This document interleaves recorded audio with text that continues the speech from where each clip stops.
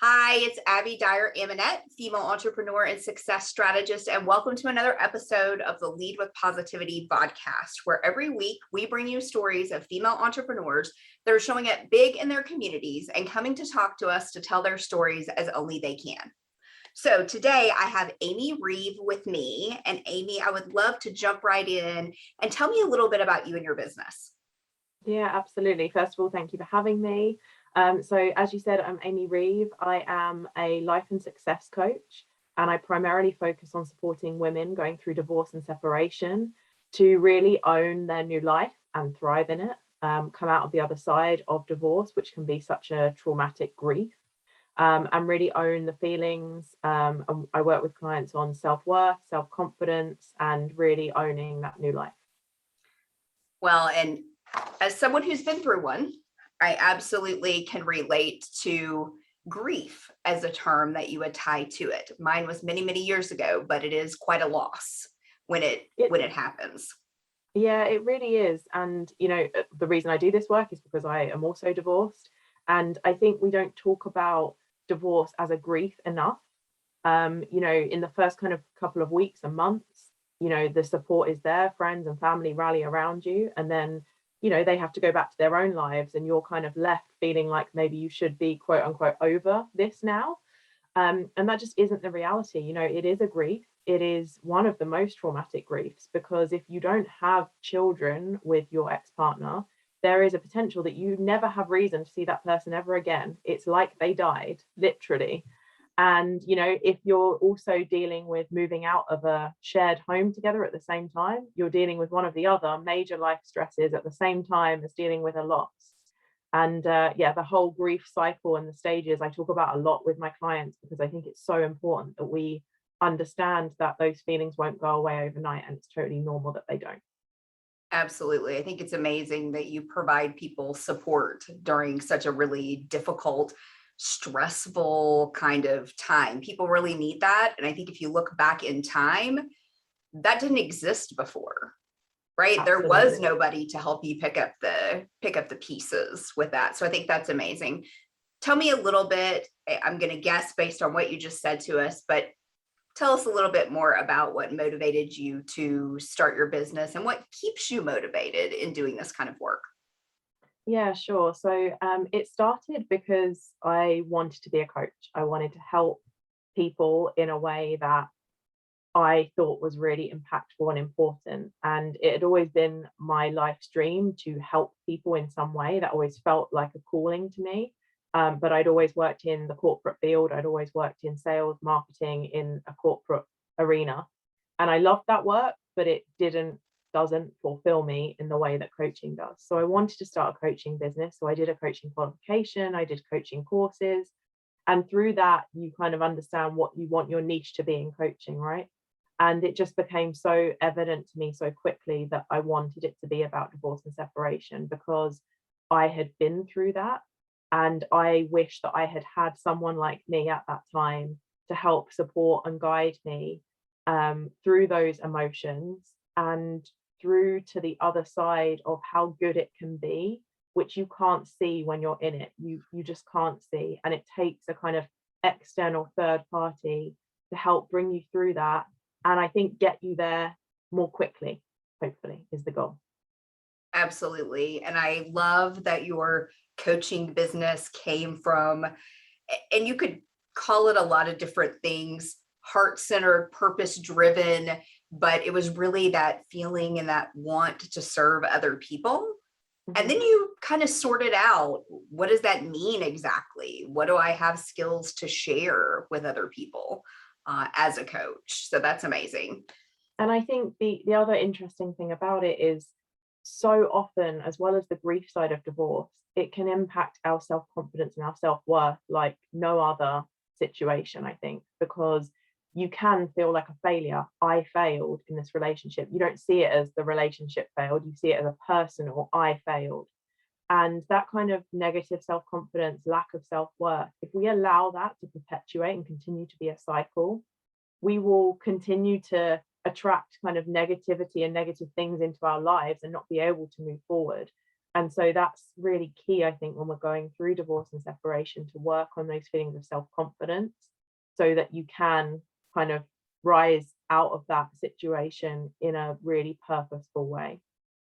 Absolutely. I think as women and as female entrepreneurs, we often struggle, right, with being really hard on ourselves, whether that is perfectionism or that is fear or that is definitely that weight of failure in situations like that. So I think it's amazing that you work with women on all the elements that they're going to feel and ultimately some of the outcomes that come from going through that process.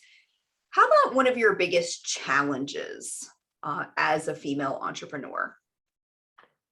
One of my biggest challenges is the time to dedicate to growing the business, the time to dedicate to all of the admin back end work, because what I love to do and what I want to do is support my clients, and that gets 100% of my time.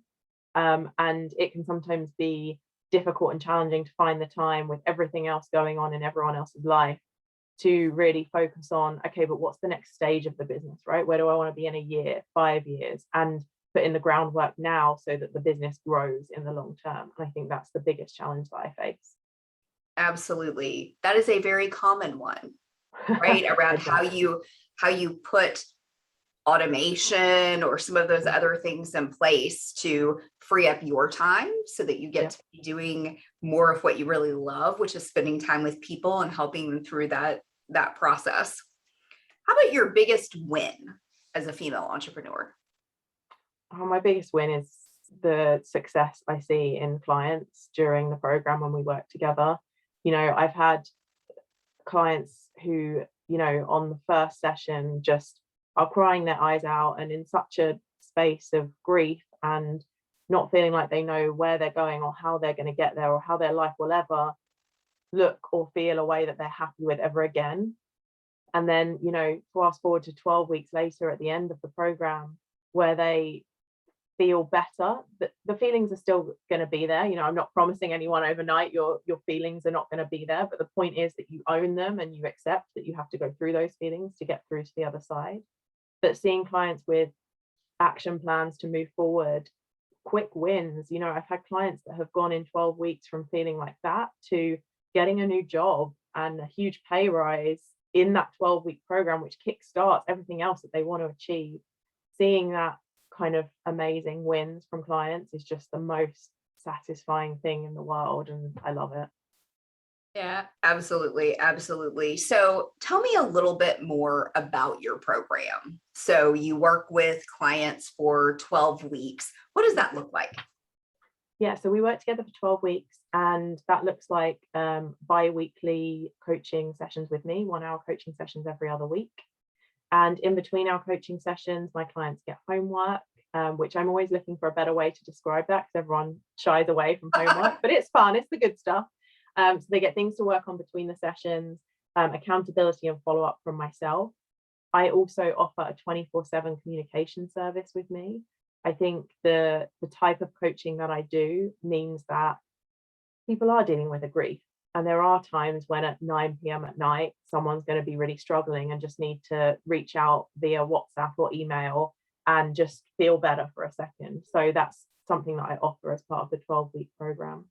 In the first 6 weeks, we really focus on the past and the present. So what's brought them to this point, how they're feeling, we deal with the emotions. And then the second 6 weeks is really about the future. Where do you want to be in 3 months, 6 months, a year, 5 years, and how do we get there? And I use traditional coaching techniques, but I'm also a neurolinguistic programming practitioner. I'm an EFT tapping practitioner, and I'm a clinical hypnotherapist.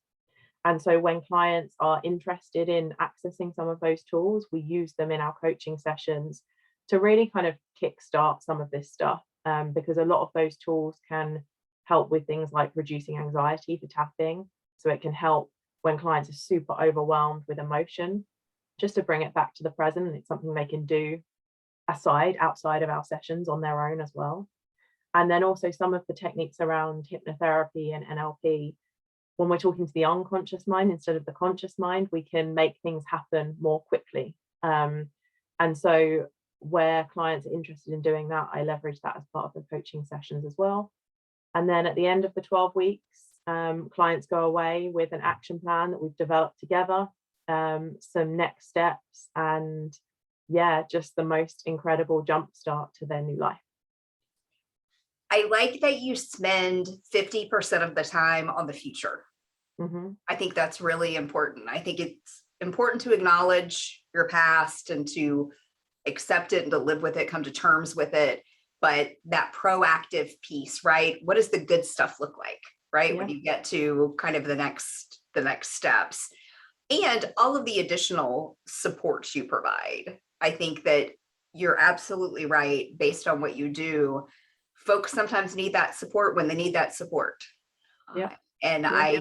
I don't know that I have heard a lot of coaches providing that level of support to their clients, customers.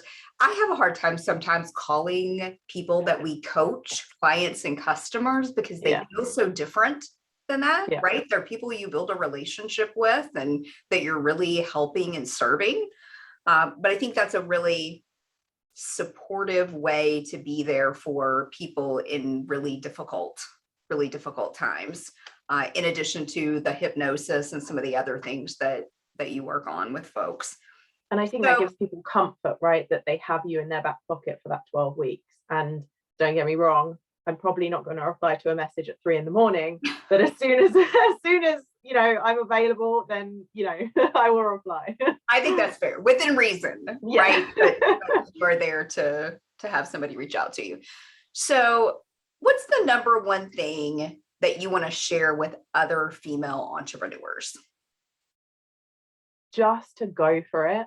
I think for so long I wanted to do something like this and I didn't know where to start or how to do it, and I didn't know how to build a website, and I didn't even really know where to get a coaching qualification.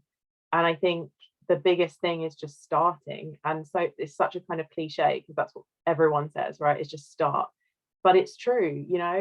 I learned how to build a website by building a website, and I messed it up a few times, and there's probably some things even on there now that aren't 100% right, but it doesn't matter. There's a website out there that people can find me on. And I researched coaching qualifications and I just invested in myself and thought, yeah, I might never make this money back if I never get a client, right? But it doesn't matter because I want to do this for myself and investing in myself. So I think the biggest advice would be just to start and get advice and support and help from as many people as you possibly can. And yes, you will need to do some investment in yourself and your business, but that's never a bad thing.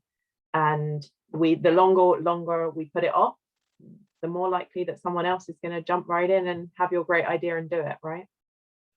It's pretty interesting, I find, how paralyzed we can become, right? And it really is one foot in front of the other, but until you're in it, right? And you're having that moment, really moving forward and just taking steps, even if they're small ones forward, is so incredibly important. Tell me how you define a success mindset. I think not really believing in failure is how I define a success mindset, because no matter what happens, there's always going to be bumps along the road, and believing that those quote unquote failures are meant to guide you to a different path or meant to make you learn so that you can be better next time, as opposed to seeing it as a failure and I can't do this anymore, I'm not going to do that, is how I define a success mindset, and how I think everyone that I know that is successful treats failure as just something that they overcome, not something that stops them entirely. I think that's a very good way to approach it. How about staying motivated? So you're often working with people that are going through really traumatic, difficult sorts of experiences. How do you keep yourself up when you're working with people who are having a hard time?